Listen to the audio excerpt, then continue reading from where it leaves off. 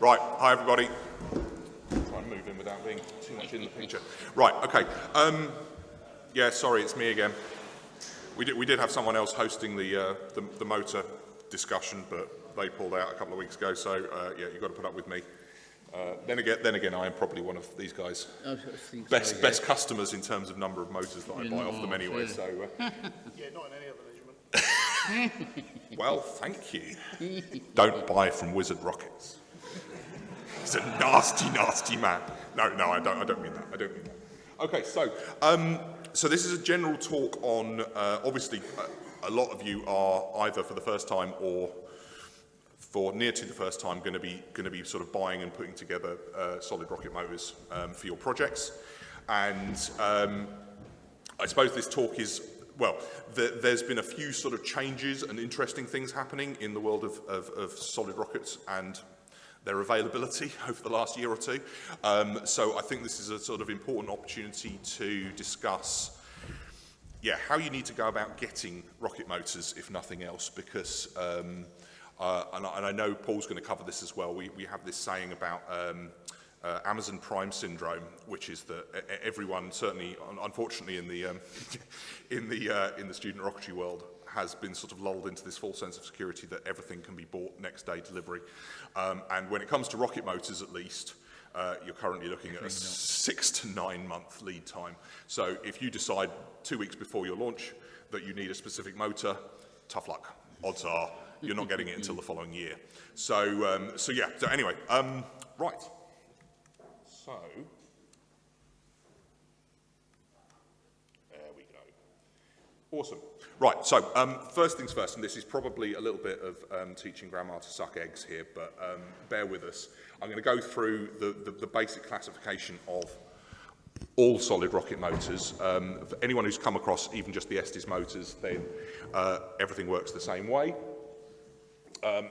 Model and high-power rocket motors are all classed using exactly the same system.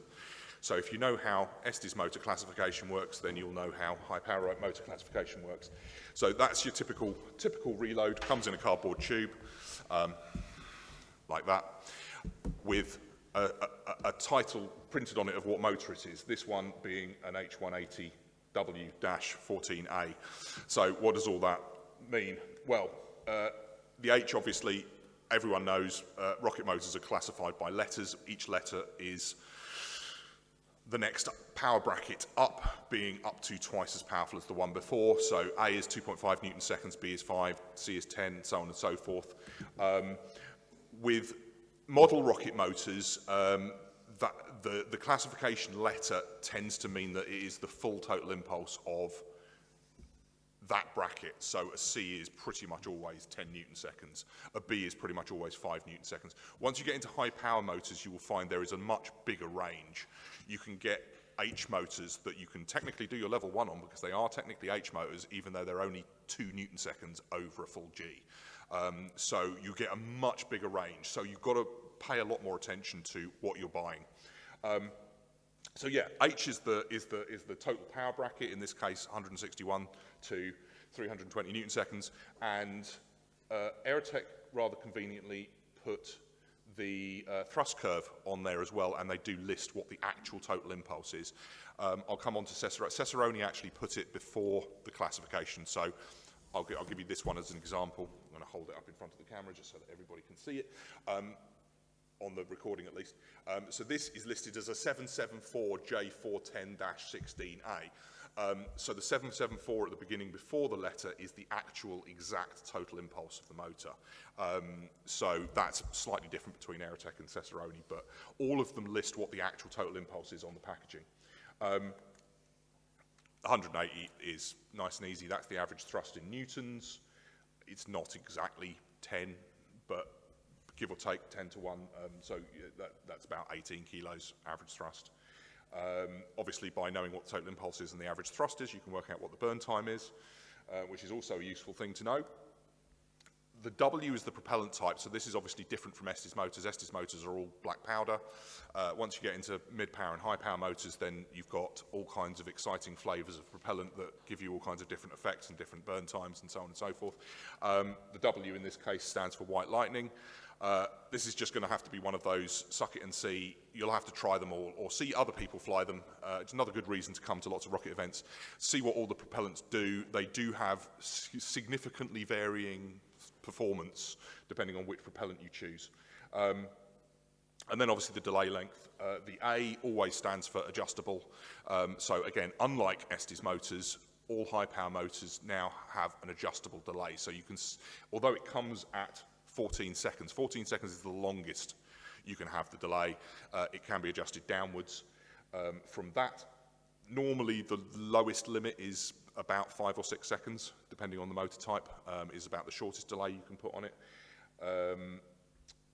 One thing that's important to remember, and that this is one of those questions that keeps on getting asked so many times. So people who understand the physicality of how these motors work, and if you want to have a look at how motors work, Stuart's got a nice 3D printed exploded diagram in physical form of one of the Aerotech motors over on his desk. People who understand how physically APCP motors differ from black powder motors know that the delay grain starts burning at the same time as the propellant. So they're both burning at the same time. And there is a very, very common misconception that that means that the delay starts when the thrust starts with high power motors rather than after the thrust ends, which is how it works with model motors. That is not true. They all work the same. So actually the delay on a high power motor, if it's a 2-second burn, 2 seconds of thrust, and then it's got a 14-second delay, the delay grain actually burns for 16 seconds. So you don't need to worry about the physical, how it works or when the delay lights. The delay that's listed is always from burnout to ejection. So, yeah. And that's a really important thing when you're looking at your open rockets. Open rocket has 2 columns in its simulation table. One is time to apogee and one is optimum delay. It is very, very common for people to use the time to apogee to calculate their delay, and then their delay ejects 2 seconds early because it doesn't factor in the 2-second burn time of the motor. Yeah. So, understanding delay times, and I'm always one, that's the other thing that I always get is a common recurring problem is, personally speaking, and again, this is open to discussion, but I always err on the shorter side of delays. Ejecting slightly on the way up when gravity is working on your side rather than working against you is generally always safer and more likely to result in your rocket surviving than ejecting on the way down. So if the simulation says, simulated 7.2 second delay is optimum and your options are 6 or 8, always go for 6. Doesn't matter if it's slightly closer to 8, always go for 6.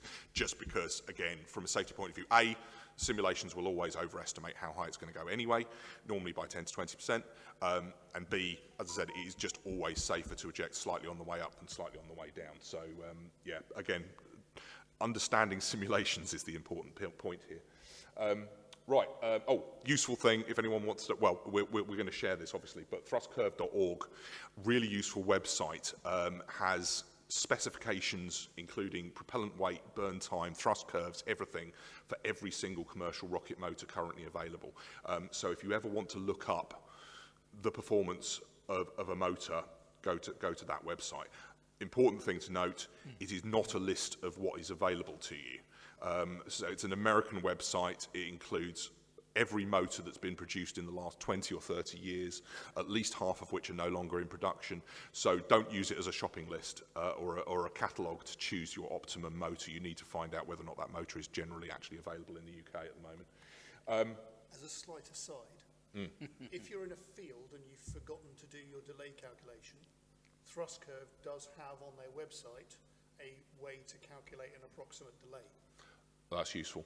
So it's not perfect, it's not as good as OpenRocket, but in a pinch, in a field, you need to drill and you don't have your simulation with you, go to thrustcurve.org, there is a motor selector option, and it will ask you your mass and your diameters and things. Yeah. And it will give you a starting point. No, so that's a good bit of advice. I was going to say, if your altitude's less than about 1,500 feet, I'd say just go for as short as bloody possible anyway. It's dangerous to say. No, but it's fine. It's better than going longer than possible. So as I said, there is obviously an enormous amount of solid rocket motors available at the moment. We're now in a heyday. Well, no, I say we were in a heyday until the availability problems kicked off. But in terms of sort of availability of motors, we've now got 2 brands of high-power rocket motors available for the first time in a long while. So yes, back in the bad old days, we've been through. We've been through both extremes of only having Aerotech motors available for about 10 or 15 years and then only having Cesaroni motors available for about 10 or 15 years. Both companies have experienced major fires / disasters with their production facilities, which is the downside of solid rocket motor manufacture, and why we don't encourage you to try it yourselves, because even the professionals manage to blow up their facilities pretty much once every few years. But yes, so we're now at a point where there is a much wider variety of motors theoretically available to you than ever before. So being able to sort of choose the right motor for your project has become a little bit more complex, I guess. So yeah, I basically got a few sort of things that you want to consider when trying to choose which motor you need for your flight. Obviously, the obvious one is target altitude and constraints. I've put "and constraints" on there because this is one that people often say, well, you know, in a lot of competitions, obviously, the point is to try and go as high as possible. Thank you, Tom. It's not always now try and go as high as possible. So the amateur sites generally have this problem. Certainly, it was worse a few years ago of student teams turning up and assuming that they can fly to very high altitude from any site. All of the sites have fairly strict restrictions. If you're generally flying more than about 3,000 or 4,000 feet, it is absolutely critical that you talk to the club first before you just turn up. Don't just turn up and assume you can do a space shot from your local rocket club. It's not going to be allowed. So you need to talk to the site. If it's part of a competition, obviously that will have already been taken into account. But and ultimately you need to look at weather conditions as well, and what's going to be possible in the weather conditions.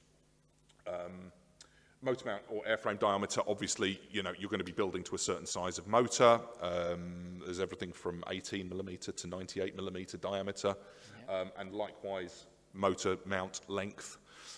In each of the sizes, the way the motor manufacturers tend to vary the size is by just adding more fuel grains on. So in each diameter, you can generally get anything from a 1 grain to a 6.5 grain, effectively, motor. So you can have a variance of 600 or 700% in total power without changing the diameter of the motor. But obviously, the motor gets longer. So there is a point at which you know, if you design a rocket for a G motor, 29 millimeter G motor, and try and fit a 29 millimeter I motor in it, it's probably going to end up pushing your nose cone off the other end because the motor's too long. So you need to take length as well as diameter into account when you're designing your rocket. Stability, thrust to weight ratio. Yeah, so this is another obvious one. You need to, well, the general rule is normally about 5 to 1. If your thrust to weight ratio on average throughout the flight is less than 5 to 1, you're likely to get at best funny looks from the range safety officer, at worst told to go home, or pick a different motor. So faster is good within reason. The other thing, and this is the other important about looking at the thrust curve. So obviously motors generally don't just turn on, have the same average thrust for their entire burn time and then turn off again. If you look at the thrust curve, they very often, with APCP motors, they very often got a spike at the beginning where the thrust is much higher, which will help you get off the launch pad quicker. And then they've got a plateau and then it sort of tails off. So as you get into certainly larger rockets, you really need to look at what the whole thrust curve is and what your rocket's going to be doing throughout the flight, not just, oh, my average thrust is this, therefore it should be okay. So yeah, that's another one. Wind. Yeah, so obviously we live in the UK, which has significantly more dubious weather than the US, where most of the motors are manufactured. Again, we tend to stick, if we can, to higher thrust, shorter burn motors here, just because we're more likely to encounter high winds. And 5 to 1 thrust to weight ratio is okay when it's like 5 mile an hour breeze, but when it's like 18 mile an hour wind, you really don't want only a 5 to 1 thrust to weight ratio. You want a bit more because the rocket's just going to tip into the wind and go sideways. So, what's the other one? Target or maximum survival velocity. So yeah, again, there's no point building a rocket that's entirely 3D printed I'm not going to whinge about 3D printing. I'll let Colin whine about 3D printing later on. But yeah, obviously lots of people use 3D printing, which is great. There is a speed of plastic. There's no point printing a really beautiful looking 3D printed plastic rocket and then putting a motor in it that's going to push it to like Mach 1.5 in half a second, because it is going to come to pieces. It's going to break it. Colin's going to cover flutter failure and things like that later on, but yeah, you really need to understand what the maximum speed is that your rocket is going to withstand. And budget, obviously, including hardware availability. Obviously, people very often just look at the base price of the reload and don't consider, have we got access to the hardware for this? Are we going to need to hire the hardware for this? Are we going to need to buy the hardware for this? Is the hardware even available for this? So yeah, with reloadable motors, you've got to consider both the reload and the hardware you're going to have to put it in. And delay length, yes, we just mentioned delays. Is the delay adjustable to the amount that I need it to be if I'm using the delay and ejection charge in the motor? Right, I think that covers all of that. Right, rockets and things. Yes. This is your bit, Malc. Right, so, yeah, Malcolm and Michael over the back there run Rockets and Things, who are the UK importer for the Cesaroni range. So, the Cesaroni range has been available since, my goodness, when was that first available? Late 90s, very late 90s? I think it first became... around about the 2000. Yeah, about yeah. 2000. So it's been around in the UK for 20 plus years. Yeah, I think we'll go through, we've got basically a few sort of key points about the differences between the two motor systems or two motor brands. Yeah, there's a few sort of, can you read that from there now? The selling points for your brand. So yeah, I mean, I don't know how much of this you want to cover, but yeah, it says there obviously, yeah, the range of available motors from Cesaroni goes from 24mm E up to 98mm M. That's it, yeah. There is theoretically 10 propellant types available. They manufacture 10 propellant types. Yeah, I think there's only about 7 available at the moment. Yeah, yeah. So due to the chemical shortage. Yeah, we'll cover the shortage in a minute. But yeah, the other important thing at the moment that we need to cover is the fact that yes, not all motors are available. So, I mean, certainly from my point of view, certainly the biggest selling point for Cesaroni has always been the speed of loading. Yeah, that's the main thing. Yeah, it's simply just as you're packaging, the motor comes in. Oops. And all you have to do is remove a couple of staples which hold it together and take the motor out. It's in a plastic sleeve. You just cut the sleeve and take the motor out, and then you have a case which is like this here.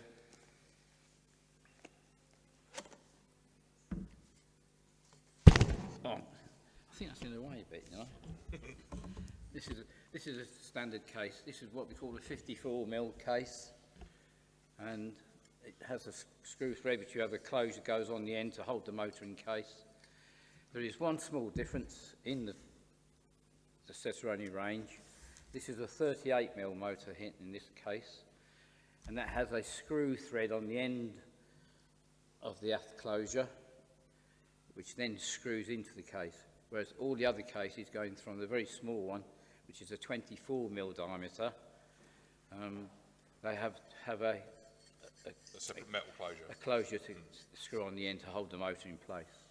Yeah, so the 38mm ones were actually the first ones to be developed, and the idea of them was that they minimised the amount of expensive metal in high-power motors whilst keeping them reloadable. So the 38mm ones, as Malcolm says, have got a plastic thread already moulded into the nozzle.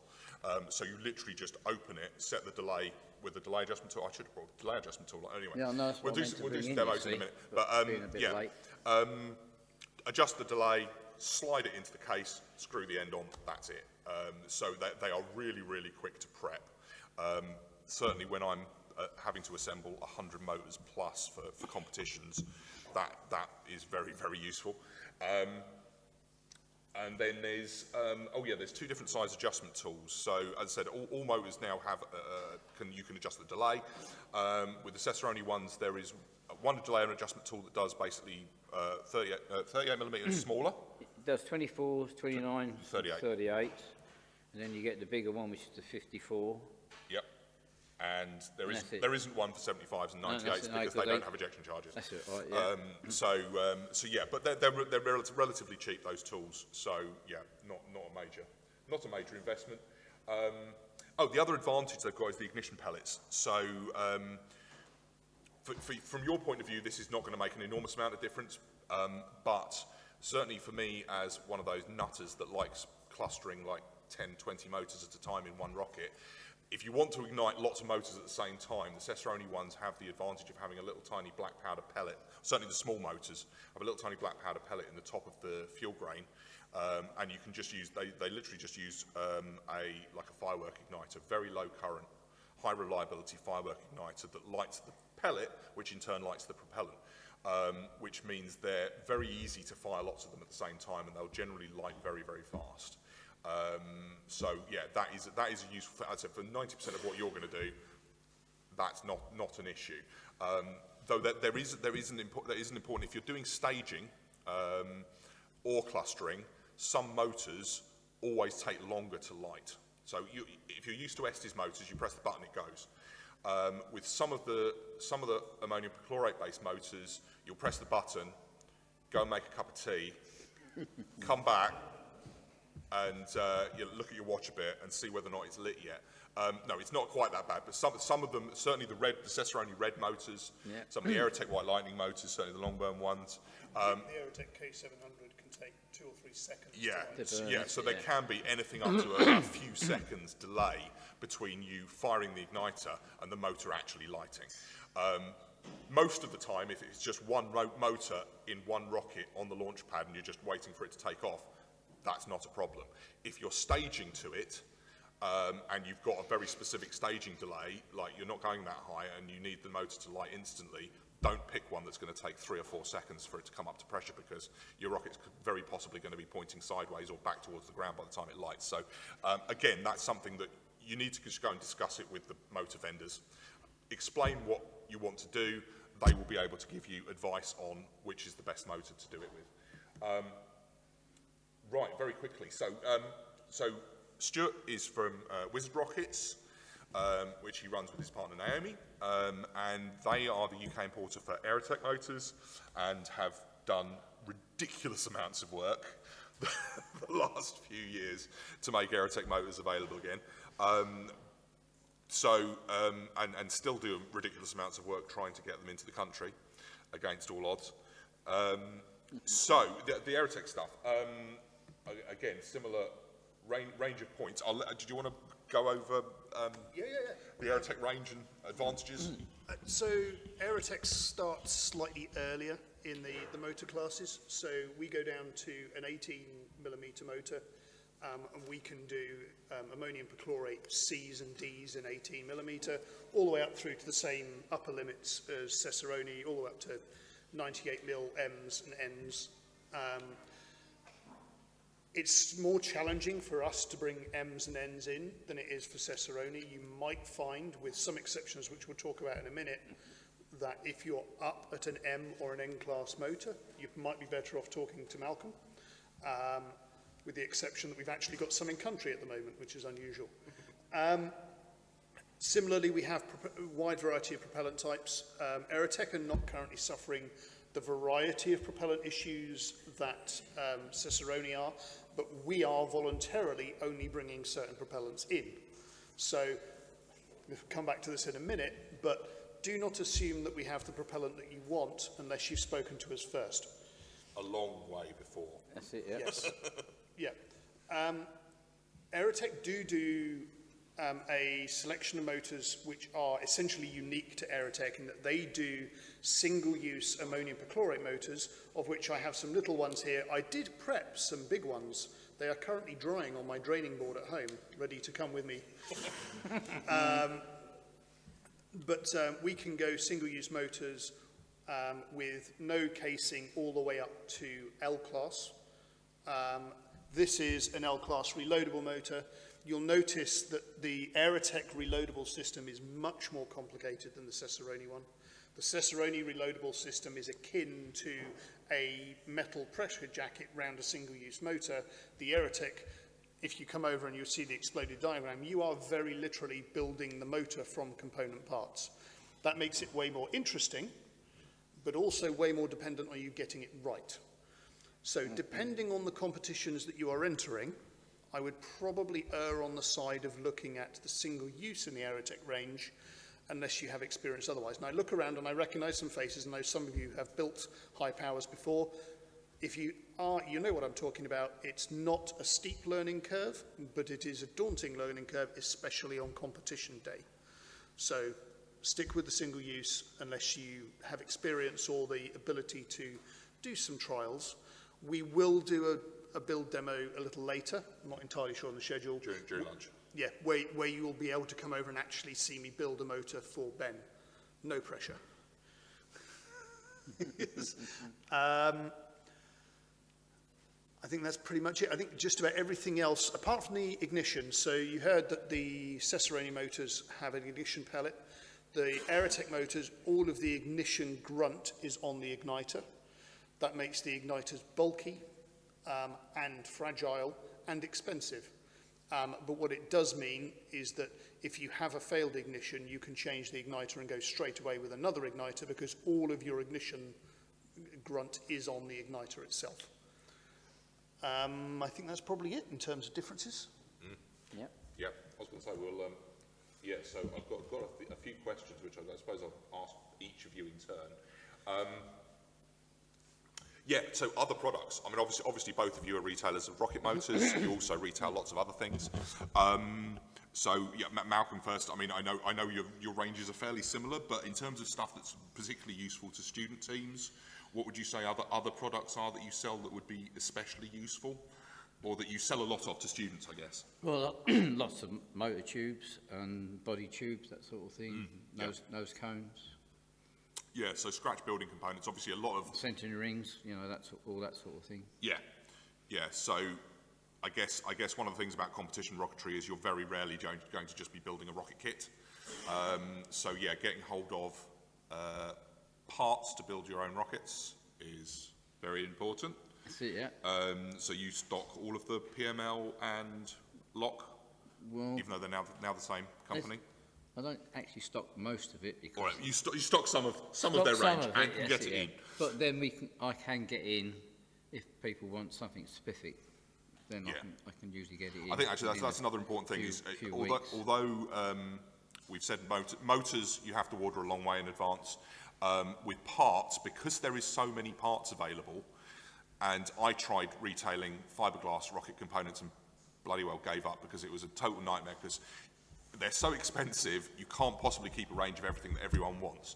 And I brought in loads and loads of 3-inch and 4-inch rocket parts, and then had like 5 university teams contact me, all wanting 6-inch. Literally the moment the stuff landed. So it's very difficult to keep everything in stock. So what you'll find with most of the retailers is they can get parts that you want in really quickly, much quicker than they can get motors. So yeah, generally if it's components, inert components, body tubes, nose cones, etc. So long as you give them a couple of weeks' notice, they should be able to get you what you want in from the manufacturers. Stuart, sorry. Yeah. I was going to say, most of the rocket tubes of the basic stuff, like the phenolic stuff and the cardboard, is all supplied by a company called Lock Precision. Yeah, so Lock/PML now being the same company, they used to be the two biggest rivals in the rocket kit and part manufacturing world. They're now one company, which makes ordering stuff a lot easier. But yes, so they make both phenolic and cardboard tubes. I'm going to leave the material stuff up to Colin later on. Stuart, anything else specific that you think that you sell that's... Only really to add to what Malcolm said, so we do quite a lot of avionics. We bring in stuff from Ultraspectrum, Egg Timer, and we have a brand new vendor who we just got the stock for and is not yet on the website, but will be soon. And that An exclusive. Yes. That is Wi-Fi enabled, highly configurable multi-channel deployment, air start, multi-staging controllers.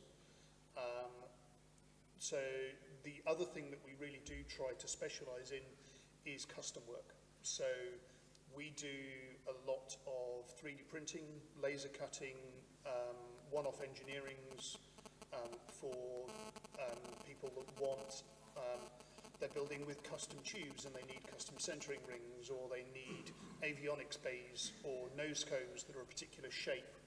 Those kinds of things, we do a lot of specialization in that. We've built custom shock cords out of Kevlar or nylon or polyester, and we have all of the stock for that on the shelf. We do custom deployment bags and things all the time. Awesome. Yeah, I think bottom line is between these two vendors, you can get, I think, probably everything that you could possibly need to build competition rockets for all of the competitions, but probably I would say the most important thing you can get from them is advice on what products to buy and what to use and what's going to work. We're all hobbyists. So Malcolm and Michael have been doing this for a very long time. I've been doing this a very long time. My partner has now been dragged into it, and she's been doing it now for a surprisingly long time. We're all hobbyists and amateurs in our own rights, so we bring the components to the hobby that we have found useful in what we want to do. So generally, we can provide a complete solution. Yep. Cool. I realise we're slightly over time, but we will press on with the last couple of questions. Okay. Oh, yeah, this is a good one. Yeah. So, what is the most common motor-related mistake you've seen made among student teams? Malk.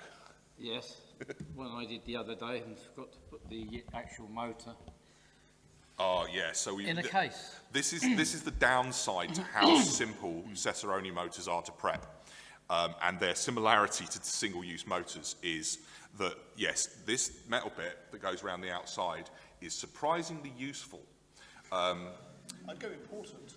Yeah, I would go as far as important. So yeah, given that is what contains your whatever it is, however many 100 psi internal pressure and 2,500 degree burning temperatures, if you forget this and just put a reload straight into the back of your rocket, which you would be amazed how many people have done,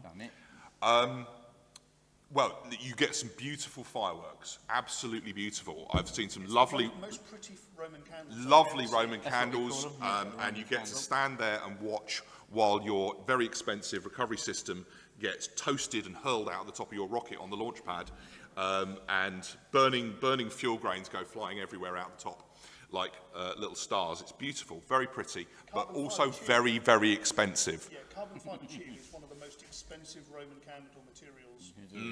Yeah, the prettiest flame you've ever seen. Yeah.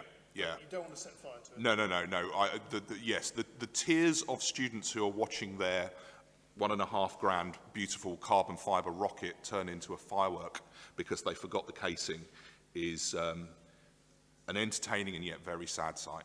So yeah, don't forget the motor. Stuart, anything else that you? I've already said this to multiple people that are sat in seats already, which is don't assume that what you can read in a motor matrix is available. By far the most important thing is to talk to the vendors early about what you want. We had a call 10 days before Mach 24, someone saying, I need a very, very specific L-class motor because it's the only one that we built our rocket to fit, and we need it in the next week. And when I stopped laughing, we then had to figure out... Amazon Prime syndrome. Yes. We then had to figure out how to get their rocket in the air, and they ended up rebuilding the back end of their rocket with a week to the competition. Yeah. So yeah, you're going to hear this a lot, but yes, order your motors a long way. Oh God, he's got his hand up. Yes, Richard. It's just another point to bear in mind. Don't forget the delay.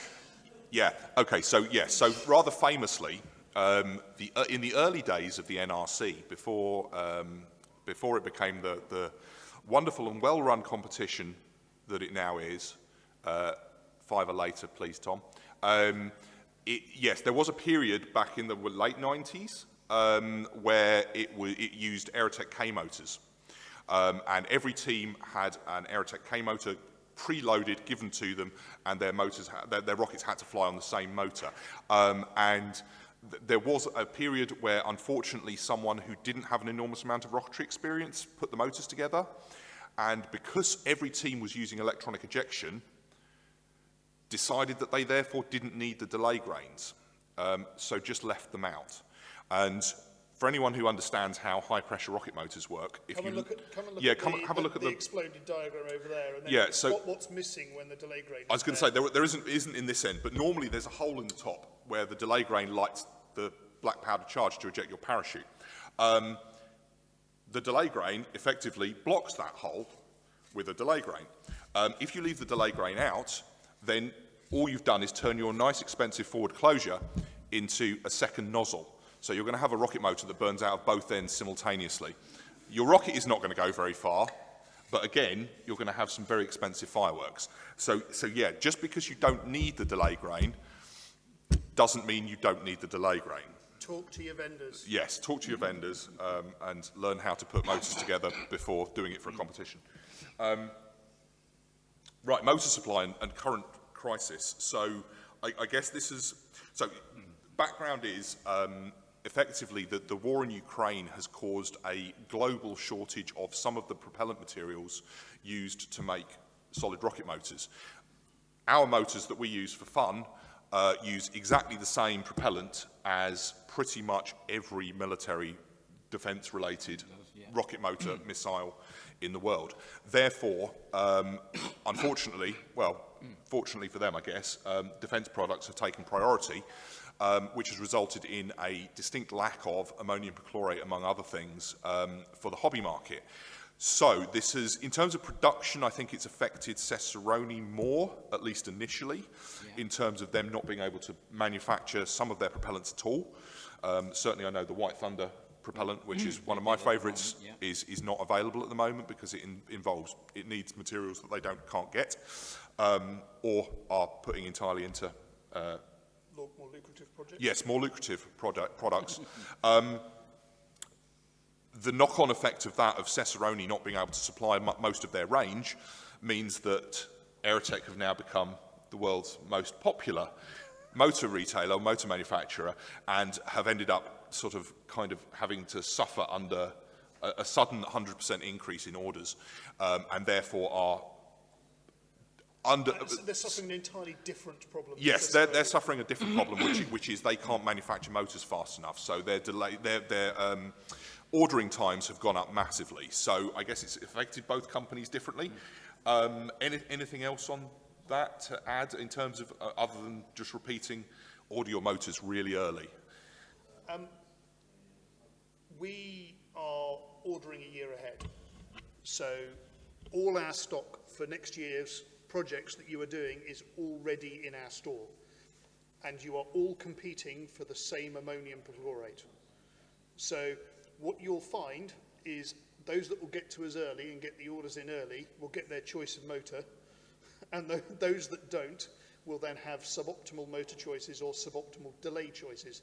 And for those here, who's doing National Rocketry Championship next year? Lots of shy hands going up. Having read the specs for that competition, you want to start designing your airframes relatively soon, because the motor choices that are available are not 100% aligned with the targets in the competition. So if you want to meet the competition goals, you're going to have to think very hard about how you solve some problems. And you want to be talking to Malcolm and Mike, and you want to be talking to me and Naomi real early to get answers to some of those questions and solve some of those problems. So one important thing, both vendors are going to be happy to take motor orders from you during the lunch break. I very strongly recommend you go and talk to them. If you've got any idea of what it is you're going to need, go and talk to them today. Again, this is another very big bonus that you've had for turning up today, is that you get to go and talk to them before everybody else. So if you've got any idea of what you need, or if you want advice on what you are going to need, go and talk to the motor vendors today during the lunch break, or whatever's left of the lunch break after we've finished chatting. We've pretty much just covered that, haven't we? Yeah. So if you need a specific motor for next year, either talk to Malcolm and Mike to see if they can get it for you, or check to see if we've got it. There is no option for us to order something that we haven't already got for 2025, but there will be for 2026. I think you're still able to order stuff, aren't you? Yeah. Yeah. As far as I know, there's no problem ordering our motors at the moment. Yeah. And what kind of turnaround are you seeing at the moment? It can vary a bit depending on Cicerone, depending on whether they've got them actually in stock. If they got them in stock, I can usually do it within a few weeks. Yeah. So that's your best case for short notice, unless you've got something we've got on the shelf. Yeah, I think it's important. Yeah, so with the Cicerone stuff at the moment, basically the way they're doing it is they're manufacturing 1 or 2 propellant types at a time. If you happen to want something that they've just done a production run on, then, as Malcolm says, theoretically you could get it within a month or less. If you want something that they are producing but haven't got any at the moment, you could be looking at 2 or 3 months. And as I said, there are at least 2 or 3 of the propellants that they're not manufacturing at all at the moment. So again, it just comes back to go and talk to the vendors as fast as possible. And we did, whilst we're not able to order anything, do bear in mind we knew what was coming. We were speaking to Tom before we placed the order. We knew what the competition was going to be like. We've got quite literally nearly 1,000 motors in our store, so we might have something on the shelf, but what we don't have, we can't get, and definitely need to be speaking to both vendors. Yep. I think we've kind of covered that one. Given how late we're running, I'm going to skip that, unless anyone's got anything particular to say on the biggest selling point of your brands at the moment. I think we've already covered the selling points of both. So, okay, last one on a slightly lighter note. What's your favourite motor, Malcolm? Favourite Cicerone motor, and why? Well, the 4 grain L 2375. Is that the IMAX one?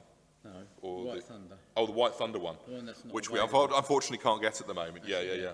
So, Yeah. Big White Thunder L. You'll see why when I bring the other lump in. Oh yes. Malcolm's got a very large rocket that flies on L motors, which we will be bringing in shortly. Stuart, favourite Aerotech motor? I change all the time. Current favourite Aerotech motor? Current favourite, probably one of the Reds, but the J350. It's a 38 about this size. It's actually a And that's little a small. red.